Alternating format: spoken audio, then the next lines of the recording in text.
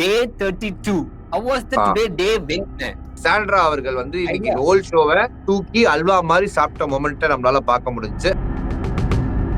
பிரியங்கா வராங்க, உள்ள என்ட்ரி கொடுக்குறாங்க. நைட் 2 மணிக்கு அமுச்சு விடுவாங்களா மிட் நைட்ல? எனக்கு புரியலையே. என்னதான் 24/7 டாஸ்கா இருந்தாலும் அதுக்கு நைட் 2 மணிக்கா? ஆமாமா, அப்படி அமிச்சாதானே பிரியங்கா பக்கத்து செட்ல இருந்து முடிச்சுட்டு வர முடியும். அங்கெல்லாம் 2 மணிக்கு 3 மணிக்கு தான் முடியும். பார்வதி அவர்கள் பொதுவா அந்த வீட்டுக்குள்ள ஒரு இல்லாத பிரச்சனையை உருவாக்கி அந்த பிரச்சனையை பேனாக்கி பெருமாளாக்குற அந்த மொமெண்ட்டை வந்து இன்னைக்கு சாண்ட்ரா அவர்கள் வந்து சூப்பரா பண்ணிட்டாங்க. அண்ட் அவர் விக்கல்ஸ் பாவன எமோஷனலா பேசிக்கிட்டு இருக்காரு.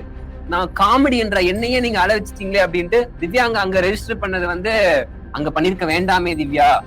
அழ வச்சிட்டீங்க எல்லாரும் சேர்ந்து. அழுதாவது இந்த வீட்டுக்குள்ள போயிடலாம், இந்த கிட்டா எல்லாம் மக்கள் மனசுக்குள்ள போயிடலான்னு சென்டிமெண்ட்டை கையில எடுத்த தருணத்தை நம்மளால பார்க்க முடிஞ்சு.